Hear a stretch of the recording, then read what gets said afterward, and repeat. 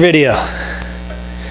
My wife and I were riding up here today. We actually ride in the same car. It's nice. We might not always talk, but hey, we were talking today. And I asked her, she said she hadn't done the teaser video yet. She's probably doing that now. And I said, well, you know, my teaser videos are pretty vague. And she goes, yeah, they're not very helpful at all. And I said, well, it's to encourage people to read the passage and see what it has to do. I said, people can't eat solid food if you keep spoon feeding them. And she goes, ooh, that'd be a good, is that what the sermon's about? I said, no. I said, it's just the point I'm making. You want people to read and learn and dig in on their own. So I give you a vague thing to look at, and then we are able to discuss it and do. But if you keep spoon feeding people, they never grow, right? If you keep spoon feeding a child, they never learn how to use utensils or cut their food or doing that. We went out, I do have to tell you this. We went out as a family yesterday. It was Sue's side of the family Christmas gathering.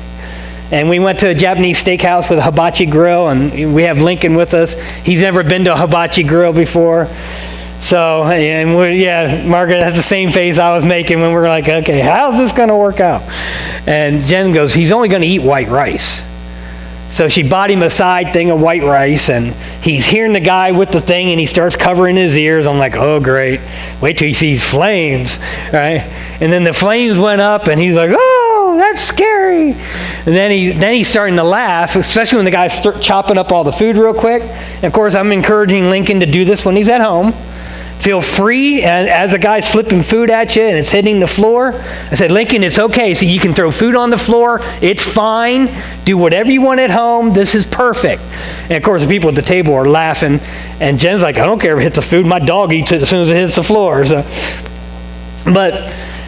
So Jen was certain he was only going to eat this white rice. And if you've been to one of these places, they do fried rice, they do noodles, they do vegetables, and then whatever meat. Well, so she didn't order him the hibachi stuff because I just got him the white rice. Well, he sees the noodles. He goes, noodles! And the guy's cooking up. He goes, yes, noodles. He goes, noodles!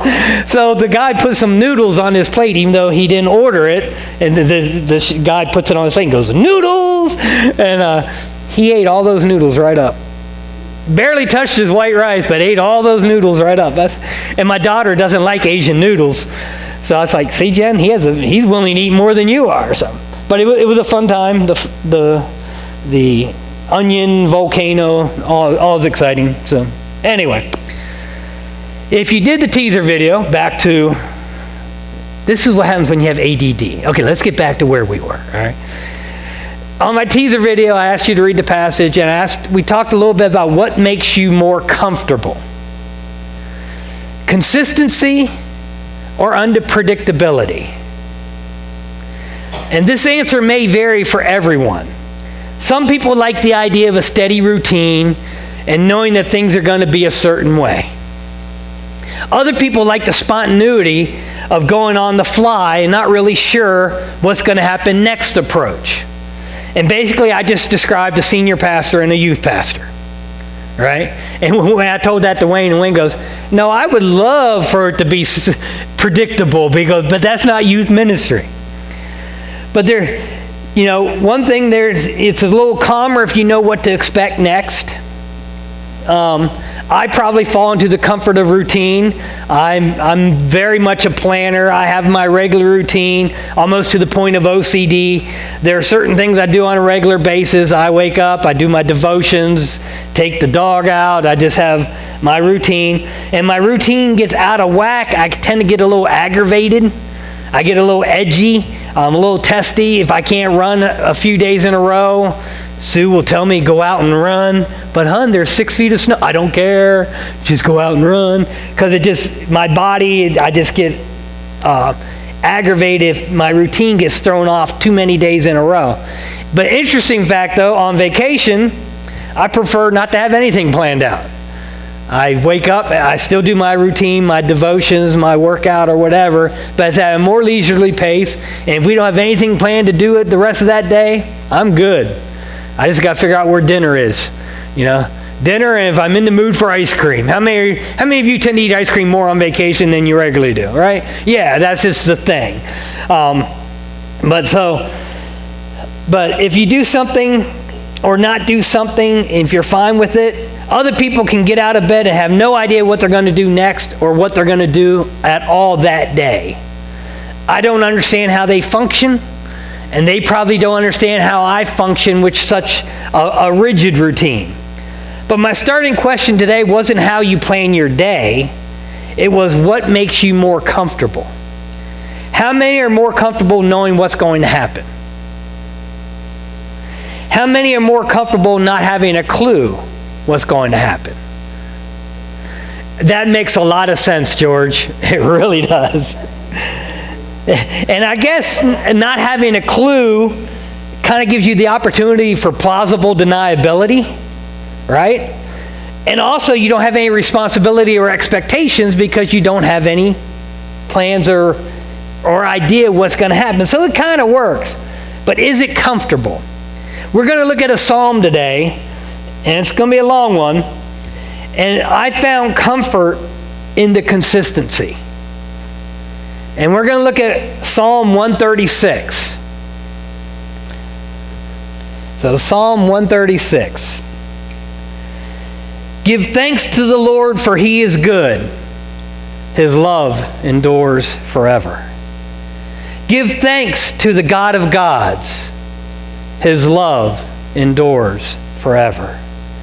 Give thanks to the Lord of lords. His love endures forever. To him who alone does great wonders, his love endures forever. Who by his understanding made the heavens, his love endures forever. Who spread out the earth upon the waters, his love endures forever. Who made the great lights, his love endures forever. The sun to govern the day, his love endures forever. The moon and the stars to govern the night, his love endures forever. To him who struck down the firstborn of Egypt, his love endures forever. And brought Israel out from among them, his love endures forever. With a mighty hand and an outstretched arm, his love endures forever. To him who divided the Red Sea asunder, his love endures forever. And brought Israel through the midst of it, his love endures forever. But swept Pharaoh and his army into the Red Sea, his love endures forever. To him who led his people through the wilderness, his love endures forever. To him who struck down the great kings, his love endures forever. And killed mighty kings, his love endures forever. Sihon, king of the Amorites, his love endures forever. And Og, king of Bashan, his love endures forever. And gave their land as an inheritance, his love endures forever. An inheritance to his servant Israel, his love endures forever. He remembered us in our low estate, his love endures forever. And freed us from our enemies, his love endures forever.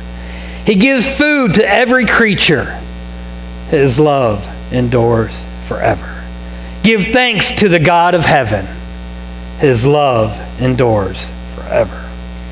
As you can tell, this psalm is really set up as a responsive reading.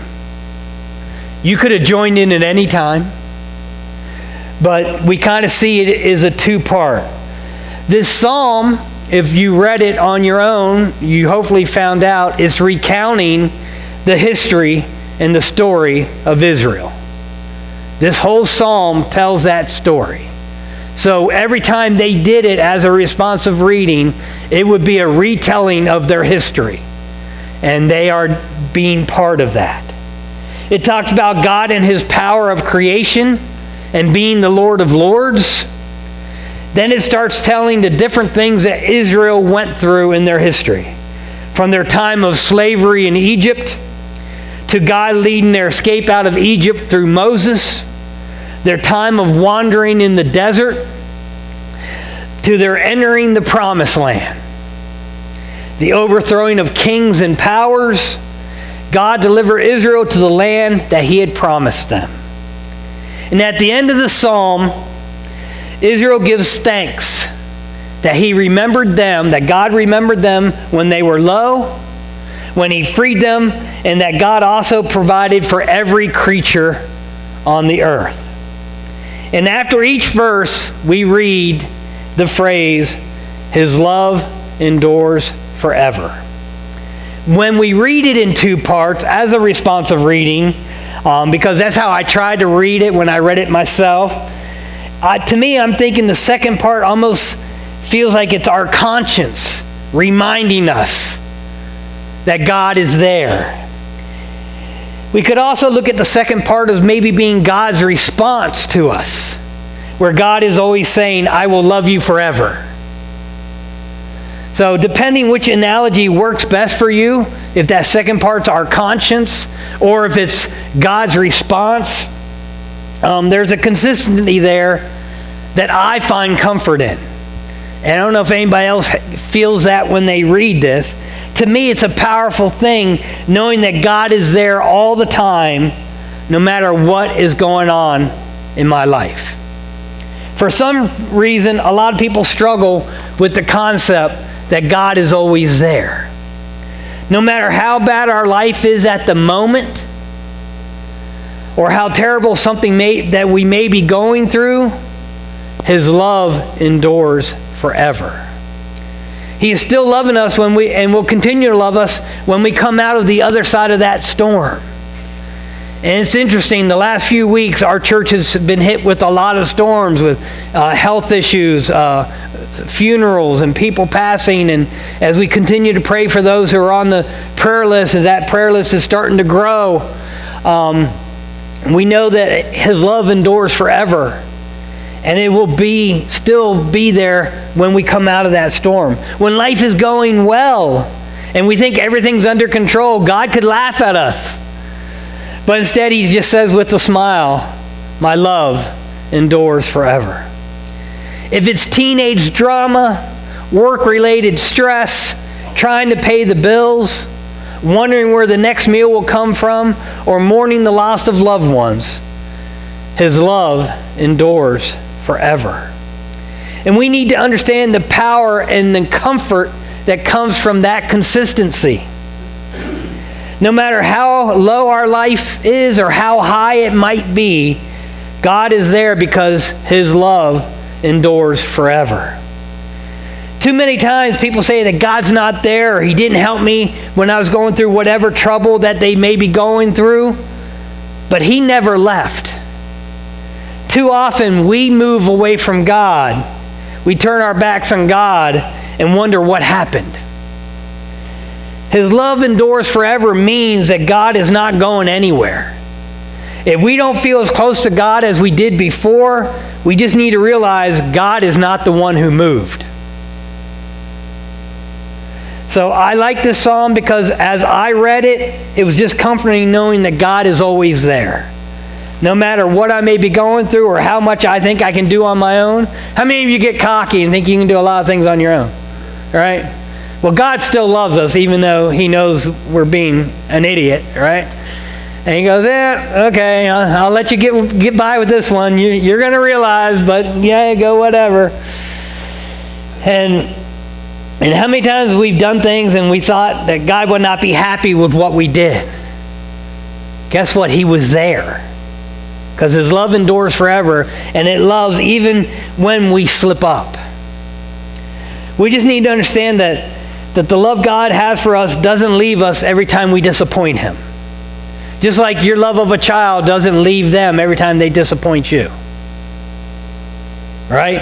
If we all abandoned our child when they disappointed us, there'd be a lot of orphans, a lot more orphans. So his love is so strong that he is there no matter what storms we're going through, and he's ready to comfort and protect us. In a world that changes so quickly, it's great knowing that God is there forever. And to me, that consistency is a great comfort. So let's go to the Lord in prayer.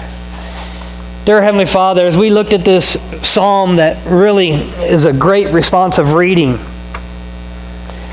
and we see as you go through the whole history of Israel and everything they went through, and they're singing back, his love endures forever, because they know that you were there the whole time. It's the same cheer or phrase that we could say, because we know that your love endures forever no matter what we're going through. And we know that you're there to comfort us when we're going through the hard times. You're there to enjoy with us when we're going through the good times. You're there to smack yourself in the forehead when we make some stupid decisions. But your love is always there forever. So Lord, I find comfort in that consistency, Lord. I just thank you for being there and knowing that no matter what mistakes I make, you're not going to abandon me.